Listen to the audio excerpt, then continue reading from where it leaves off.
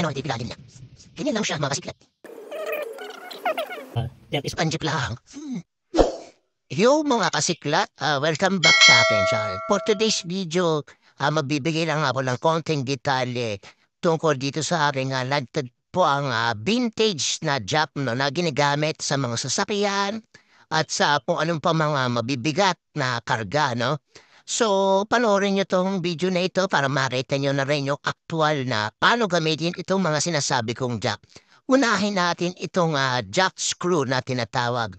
Ito ay lumabas noong 1930s, no? At pwede rin itong gamitin hindi lang sa pagtaas o pagbaba ng isang mabigat na bagay o mga sasakyan, ano? Pwede rin itong pantulak ng mabigat na bagay o ng sasakyan. Pwede rin panghila. At pwede mo rin itong gamitin ng paslant, no? So, hindi ko lang alam yung bagong labas kayo ng mga hydraulic na ginagamitan ng langis na sinusuportahan ng hangin-hangin kasi nagpapagaan sa mga hydraulic, ano. Hindi ko lang alam kung pwede rin silang ipahiga ang gamit, ano. Yung ay niya, pahigaan yung gagamitin, hindi lang yung nakabasa-basa lang nakatayo siya.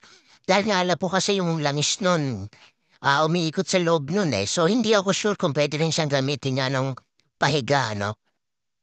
Ang advantage naman ng hydraulic, kayang-kaya niya mag-carry rin ng mga hanggang 50 tons, lalo na yung mga heavy duty na hydraulic, ano.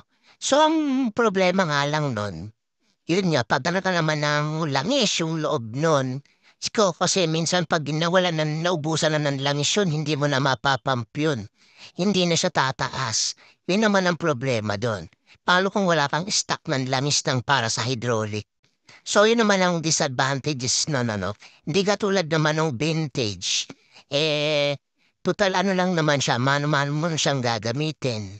Kung ba wala siyang langis na i-insert mo sa loob o ilalagay mo para umangat siya o bumaba. Lalagyan mo lang siya ng langis para hindi lang maging maganit.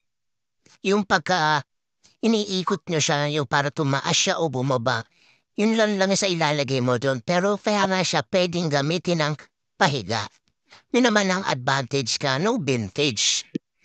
At ito naman yung pangalawang vintage na car jack. Ito lumabas noong 1920s, 2 years bago siya lumabas pagkatapos ng World War I. Kasi 1918 natapos ang World War I, ano. So, after nun, 2 years ka nailabas na itong klase ng jack na ito. Mas matagal to kaysa dun sa una, no. Ito, usually ginagamit lang sa mga sasakyan. So, ito, sa tingin ko naman, itong car jack na ito, halos paras lang din sila nung gamit nung nauna yung jack screw no, na mukhang turutot. Kaya lang, siyempre mas malaki yung jack screw, narita niya naman sa pika, no? At saka pang malaki talaga yung naiaangat nun. Ito, pwede rin naman itong gamitin pang pahalang, alam niyo, pahiga, paras lang sila nung nauna, no? So, ito lang ang mga gamit nitong mga vintage na jack na ito at mag-comment kayo kung meron pa ho kayong alam na ibang pwedeng paggamitan itong mga jack na ito.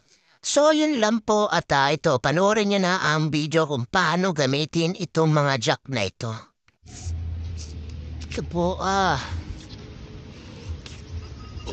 po ang 1930s. Ang paggamit po nito, ito bearing. Iikot nyo lang huwari. Wala nang wala yan. Hindi na lahat pinapapunod. May sataon. Yan o. Tignan mo ba? Ito, maangat. Pag iniikot, ito yung mga sinaunan jack ho. Ito po ay parang na-discover noong 1930s huwari. Itong parang turotot. May tawag ho dito eh. Ganyan na ho ang paggamit niyan. Tapos nilalagyan na ho ng langis doon. Bago syempre, bababa nyo. Ganyan lang ho. Hindi katulad ng mga bagong jack na yan, may talagas lagayan ng mga langis. At saka, ang capacity lang nun, Di hangin nga ho, ang mga bagong jack at saka radyo, kaya yun yung mga mechanical. Mm, Mechanical loss, ayun na narita niyo na itong unang jack. Tapos ito naman, tetestingin natin itong isa. Pero ibabalik muna natin. Ganyan daw paggamit niyan. Koy, ano ho ito? 1,000 ng kilos ang kayang iangat nito. Pwede nga ho 1 tonelada. Ayon dun sa akin na na-research sa internet po. Ito naman ho yung isa. Yan, gaganyan nyo lang. Pagka, ito pataas, panjip lang yan. Ito daw po panjip lang. Mga pang sasakyan, kumbaga. Mga kotse. Tapos kung gusto niya namang i-reverse, ito lang. Yan. Ganun lang ho. Narita na, yan o, umaangat ho siya. Kita niyo ho ba? Yan. Yan ang gamit niyan. Kasi nga ho, pagka re-reverse niya naman, ang balik niya sa dati, bababa naman siya. Ito naman ho, na-discover ito noong 1920s, mas matalaluwa rin. Yan ho, isang mga dalawang vintage na car jack. May tawag din ho dito. Kumbalson pa, makuha ng tatay, kabur dyan. Panang pangaraw ho ng ano to. Parang, nauna pa to sa World War II. Kasi World War I nga, 1918 eh. 1920s nga ito lumabas.